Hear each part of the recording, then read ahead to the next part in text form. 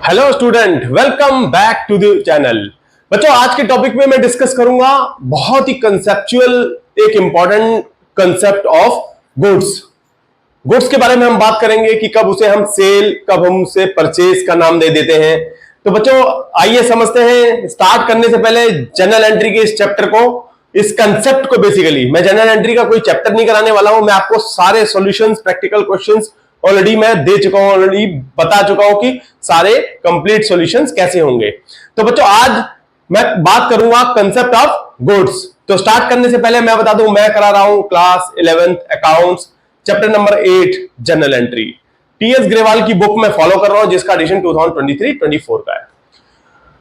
बच्चों, किसी स्टूडेंट ने इनफैक्ट मुझे ये कहा था कि जो गुड्स है, क्योंकि क्वेश्चंस में आपने देखा होगा बहुत गुड्स का वर्ड यूज होता है, लेकिन जब हम जनरल एंट्री में जाते हैं तो गुड्स वर्ड यूज नहीं करते। क्या होता है ये गुड्स? सबसे पहले ये समझेंगे गुड्स क्या होता है। क्या होता है गुड्स? बच्चों, चलो एक छोटा सा एग्जांपल। एक गारमेंट बिजनेस की बुक्स में आप एंट्री करने जाते हैं, in the books of general entry आपको लिखनी है। गारमेंट, उसका बिजनेस क्या है? गारमेंट्स का। गारमेंट्स के बिजनेस का, आप जो कपड़े का लेन देन कर रहा है, परचेज कर रहा है, सेल कर रहा है, उसका जिक्र करते हैं। मान लो उस बिजनेस ने, गारमेंट के बिजनेस ने गुड्स खरीदे, रॉ मटेरियल होता है ना, गुड्स खरीदे, क्योंकि कपड़ों को वो करके रॉ खरीद करके वो सेल करता है, वो यही काम करता है, रॉ मटेरियल खरीदता है फिर सेल करता है, लेकिन गुड्स ही है।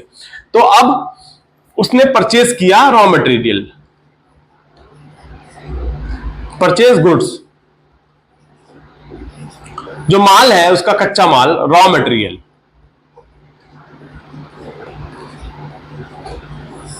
उसने वो खरीदा ट्रेडिंग के लिए, क्योंकि उसका बिजनेस गारमेंट बिजनेस है, गारमेंट बिजनेस।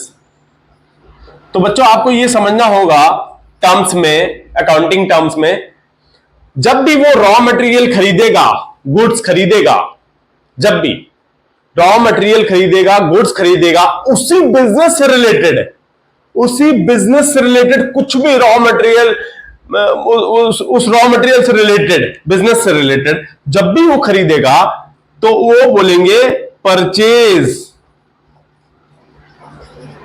Purchase account. ध्यान रखो बच्चों, परचेज अकाउंट, जब भी माल वो खरीदेगा उसको हम बोलेंगे परचेज अकाउंट, क्योंकि गुड्स, जब बिजनेस से रिलेटेड माल वो खरीदता है तो बुक्स में भले ही दिया हो कि purchase of goods with so and so rupees, इतने रुपए का, तो आप नाम दे देंगे परचेज अकाउंट। हमेशा कभी भी गुड्स अकाउंट नहीं लिखते, इन्वेंट्री को कभी भी गुड्स अकाउंट नहीं लिखते, हमेशा परचेज अकाउंट से माना जाता है। ये ट्रीटमेंट हमेशा परचेज अकाउंट को ही आप डेबिट कर देंगे, परचेज।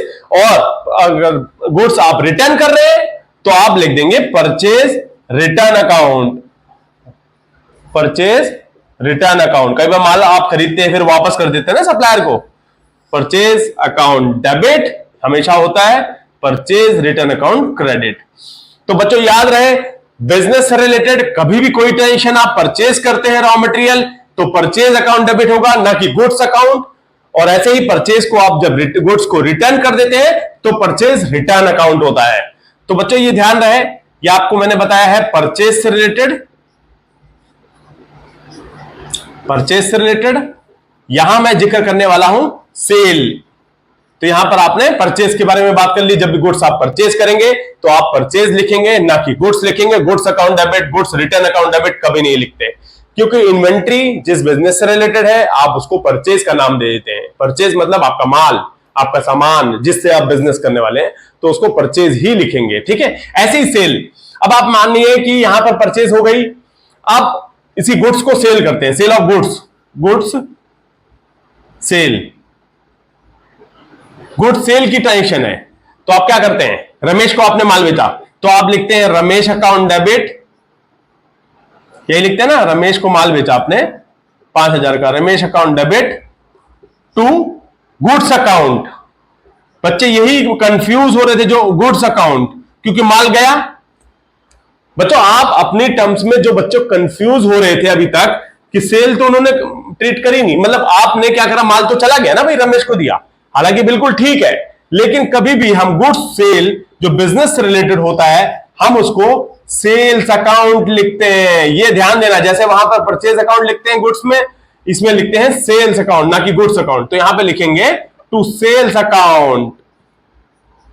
ठीक है बच्चों, जिस बिजनेस से हम डीलिंग कर रहे हैं अगर वो सेल हो रहा है, गुड्स माल जा रहा है, तब हम सेल्स अकाउंट लिखते हैं, माल आ रहा है तो हम लिखते हैं परचेज अकाउंट। और ऐसे ही अगर आप गुड्स को रिटर्न कर देते हैं तो आप लिखते हैं sales return account debit, let say 5,000 का टू रमेश, रमेश को माल आपने वापस कर दिया तो आप इसको कर देंगे क्रेडिट 5,000 से। तो बच्चों सेल्स वर्ड यूज होता है सेल के टाइम पे, गुड्स भले ही बुक में आपने लिखा है कि goods sale of goods of ₹5,000, तब भी आप उसमें सेल्स अकाउंट ही ट्रीट लिखेंगे, ट्रीटमेंट उसका सेल्स अकाउंट ही होगा। तो बच्चों ध्यान रहे गुड्स का कॉन्सेप्ट, गुड्स में जब भी आप परचेज करेंगे तो परचेज अकाउंट डेबिट होगा, गुड्स में जब भी बुक्स में लिखा होगा सेल ऑफ गुड्स तो आप हमेशा सेल्स अकाउंट ही ट्रीट करेंगे। तो बच्चों इस तरह से मैं उम्मीद ये करता हूं कि गुड्स का कॉन्सेप्ट आपको अच्छे समझ में आया होगा। तो please like, share and subscribe. Thank you, thanks for watching.